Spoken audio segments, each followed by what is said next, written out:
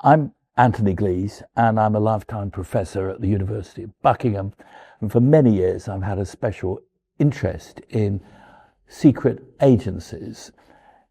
Intelligence work consists of gaining secrets, and it gains secrets by human means, using agents. And it's really important to distinguish the officers from the agents. The officers don't actually do the spying themselves. They find people to do the spying for them. These are the agents. So agents, officers, and then electronic means. But the importance of recruiting individuals, agents, for intelligence agencies has been absolutely critical since intelligence activity started. And in the case of the Chinese, you're dealing with people who are working in a society that is very different from their own when they come to the UK, and that means that personal relationships are even more important. The first thing you have to know is that there is a law in China which says that every Chinese citizen has a duty to work together with the Chinese intelligence agencies if asked to do so. Brits, on the whole, aren't going to do what they're ordered to do, as they would do if they were in China. They will do it only if they are encouraged in particular ways to do it. And most of those ways require personal interaction, whether it's the exchange of money, the exchange of pretty girls or pretty boys, depending on predilections for that, or threats, particularly against Chinese people of Chinese heritage who may have been in Britain a long time, but may have family in communist China, can easily, all too easily, be press-ganged into working for Chinese intelligence. There are two pillars of communist secret police activity. The first is the need to know everything about everything. And the second is total ruthlessness, readiness to kill, commit arson, sabotage, massive human rights abuses in order to get that information. So what we're seeing with the Chinese is the same commitment to know everything about everything. Why do they want to do it? Because they say, intelligently in my view, if push comes to shove and there is a war between us, we don't necessarily want a war, we don't want a war against Europe, but just supposing there is one, if push comes to shove, how can we dismantle any threat Europe or the European NATO powers could be to us in China? And we can't tell at the moment how that might be. So you can come up with lots of theories. Well, yeah, we could take down their 5G network. We could screw up their nuclear power. But again, that wouldn't necessarily take everything out. We could bring London transport to a halt. We could mess their railway system. We could starve them of water. But we would also like to know, where's the government going to go? If things, we know there were lots of Cold War bunkers in the Chilterns and places like that.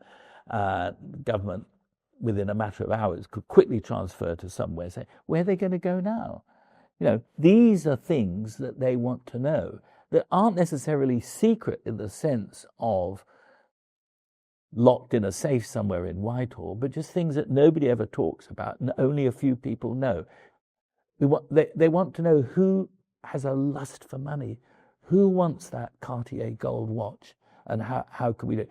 So these are sort of isolated bits of information that they're after that sit alongside questions like how many nuclear warheads on a Trident missile are there going to be in 5 years' time. They do want to know that, but they also want to know these other things, because that's how communist intelligence services work. Everybody's got to be part of it. Everybody has got to participate in it. So it's very important for the Chinese to have a physical presence here in the UK. Embassies are the places where this kind of spying goes on. Now, we do it And you may say, as a Chinese, say, what's the difference between the activities of British so-called diplomats in Beijing and Chinese so-called diplomats here in London? Well, there's a huge difference, because China is a totalitarian police state that kills its enemies and locks its enemies up and is deeply repressive. We are a free liberal nation. We encourage people to speak their mind within the law. So that is a huge difference. Therefore, giving the Chinese government this massive super embassy in Royal Mint Court is an act of folly, of stupidity, of the first magnitude. Because this Chinese super embassy will not only be the hub for Chinese espionage activity here in the UK, it will be the hub for Chinese espionage activity in the whole of Europe. And as I say, you need people to do this, people who will do stuff for China in return for money, in return for pretty girls, pretty boys, or because their family are being press ganged.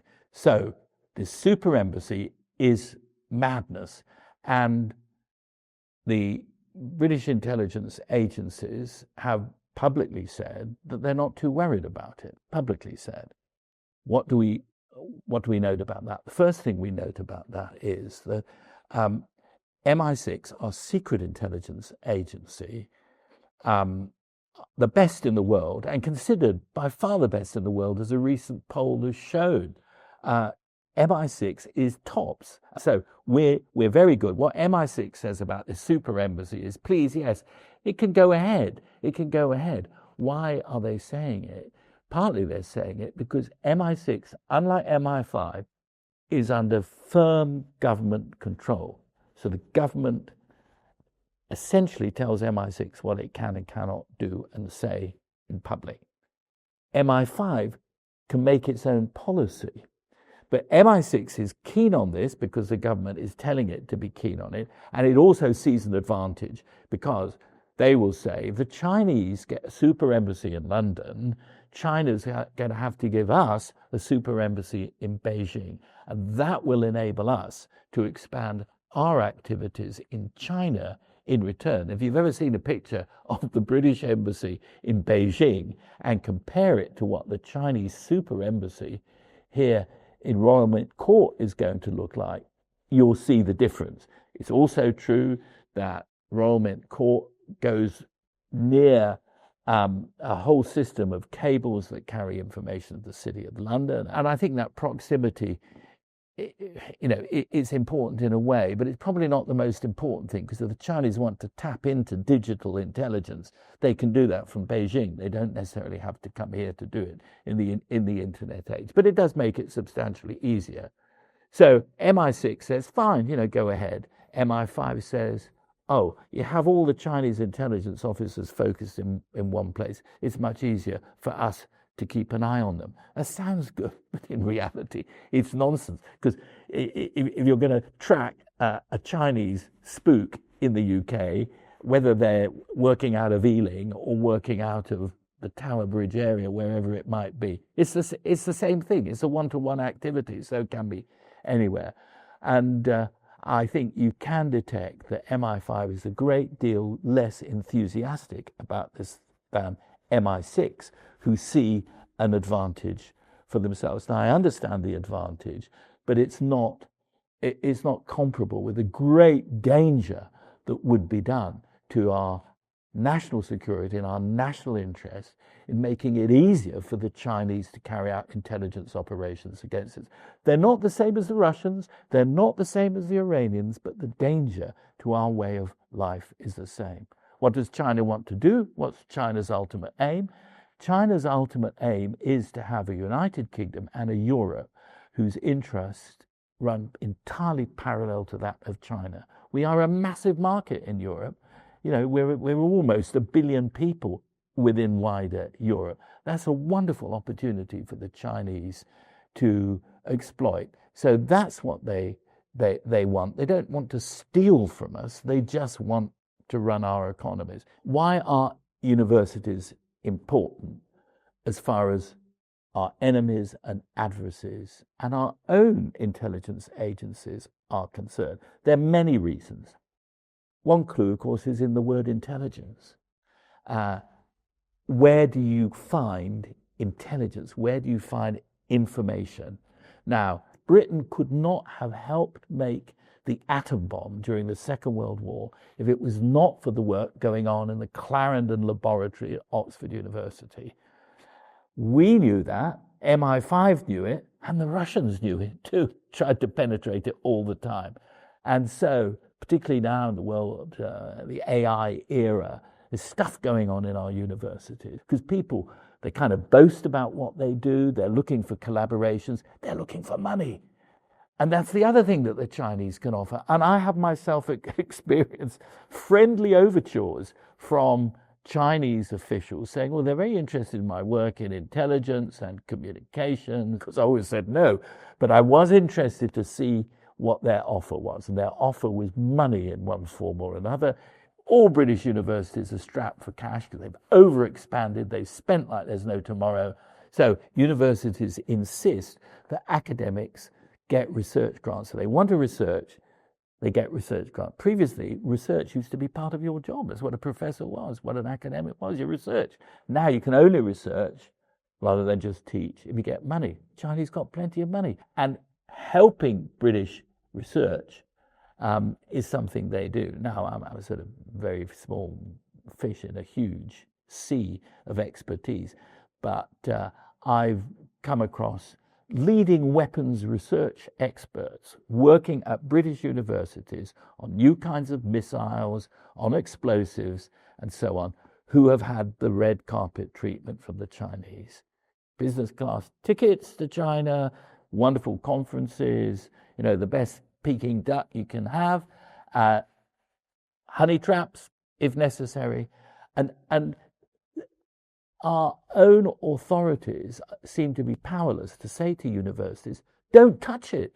We're helping the Chinese develop weapons and weapon systems that they could use against us. So we're letting the Chinese have access to our universities, a source of intelligence, not necessarily secret intelligence in one sense, but it is quite secret because nobody would know about it apart from the academics who've been studying this stuff for years.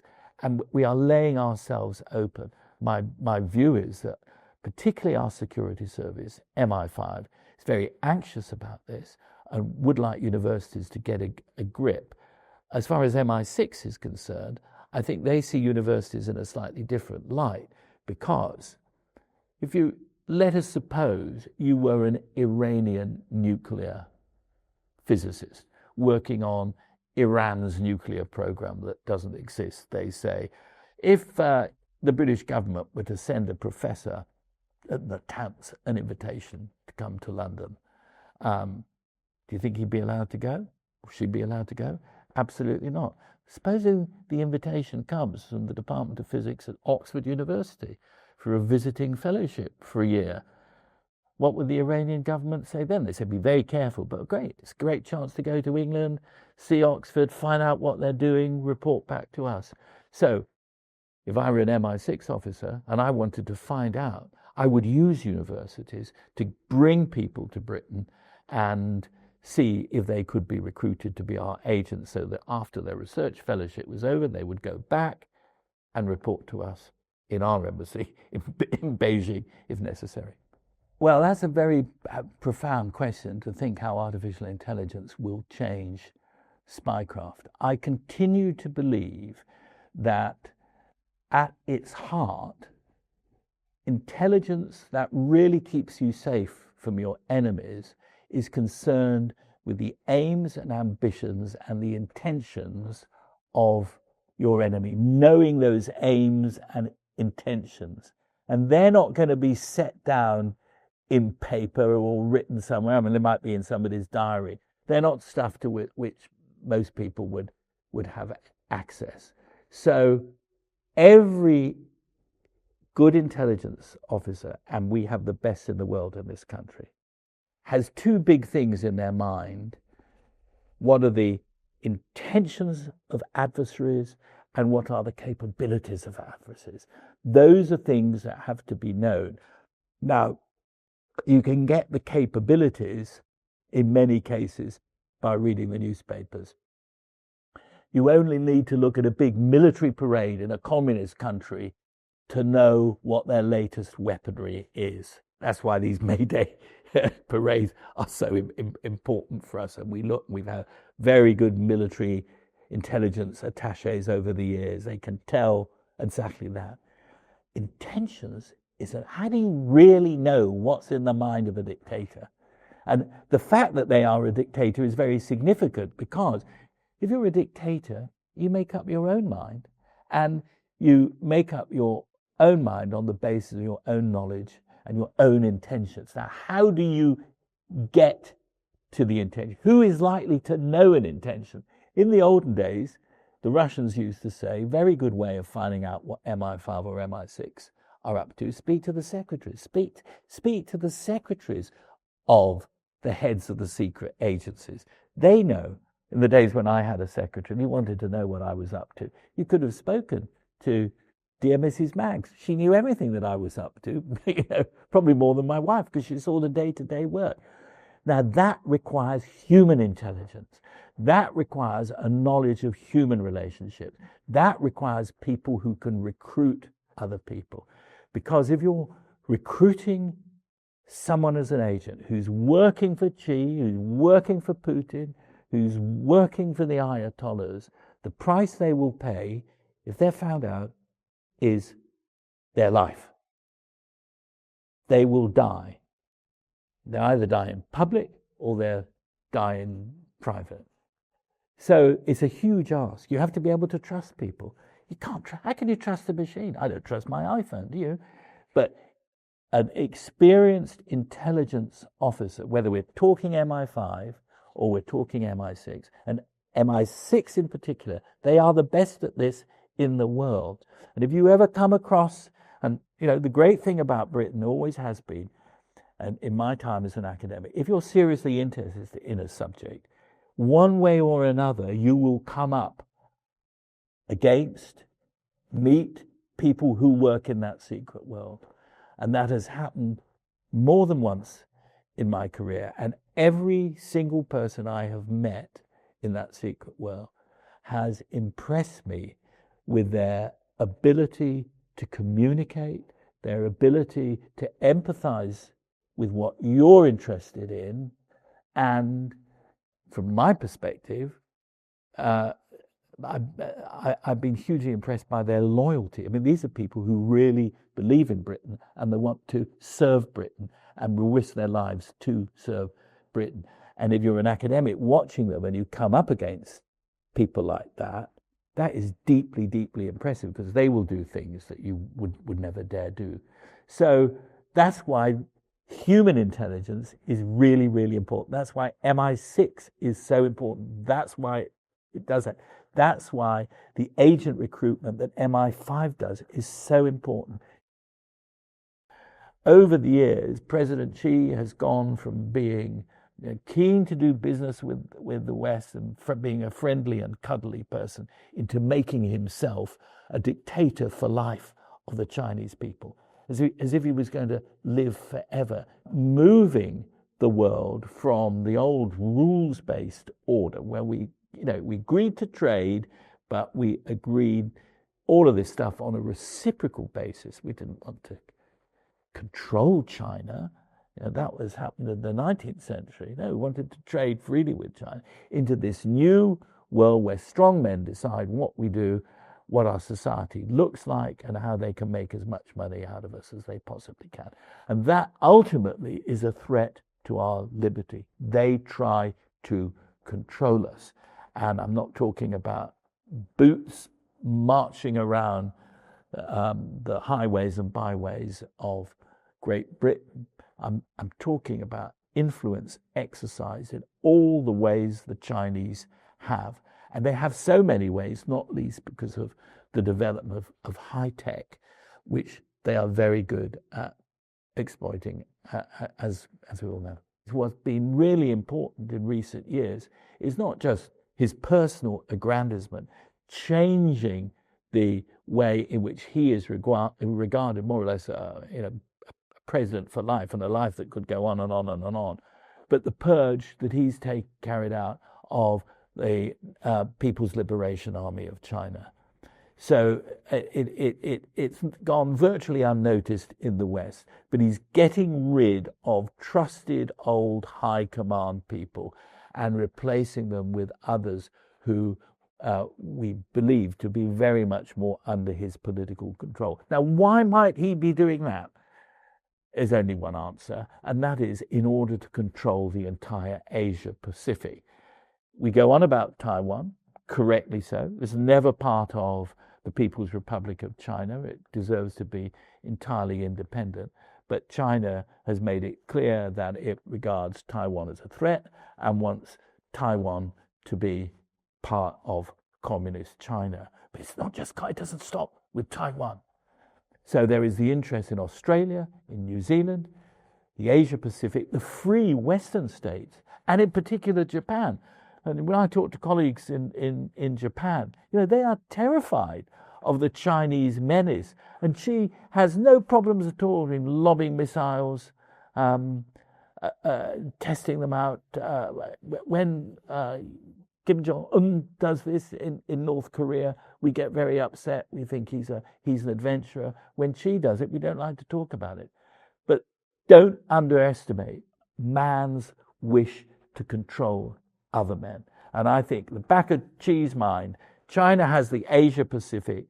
He has our money because we are in hock to him, particularly in Europe. Europe is not a threat to China. As for the United States of America, they're away with the fairies, because if it's not Trump, it'll be J.D. Vance or somebody that follows his same idea. The danger is for us here in Europe. That is the real danger. We are the prize, with an economic prize for China. We are the political and economic prize. Europe, wake up. See what is happening. China is on the march to building a mighty empire in the Asia Pacific. And that means taking out our close allies and friends. And, when I was a boy, we used to call them our kith and kin in Australia and New Zealand. America is retreating from the world stage into itself, because Trump is not clever enough to understand that America's power as a superpower stemmed largely from its hold over Europe. Yes, we let American troops defend us willingly, and yes, the Americans were paying for it, but what they got in return was superpower status. They crushed communism. So Europe needs to understand what we're talking about is the real and present danger to Europe. I think America will be safe. I don't think Putin wants to go after America. I don't think China wants to go after America. We are the great fat prize here in Europe. And we, as we started by discussing, we're actually opening the doors when it comes to China. We opened the doors to Russians and Putin's bloody money 20 years ago, and it was washing all over the place. Now we're opening up the doors to China. History teaches us there are only two ways in which states prepare to be aggressive. The first way is you build up all the resources that might be short if you enter a period of conflict with another power. The other is the Hitler way, the Nazi way. Because what Hitler actually did, he didn't bother about building up resources. He said, if you capture territory very quickly and take it off your enemy, you've got the enemy's resources. So, you take out the oil fields in the Caucasus, for example, you've got them. You don't need to get oil in order then to attack the oil fields. Attack the oil fields, and then you've got your resources. Well, Xi is not going that way. He is building up China's power to such an extent that he thinks nobody will dare challenge him. And he's right. Who is there to challenge him? So this is what China is doing. It's difficult for us to understand. And there are experts who can look at the economic measures that the Chinese are taking, the development of weapons, the space aspect of this, it's all there. But what does it boil down to? It boils down to the latter part of the 21st century, when China will be the superpower. So what we know about the Chinese is they respect authority. They respect age.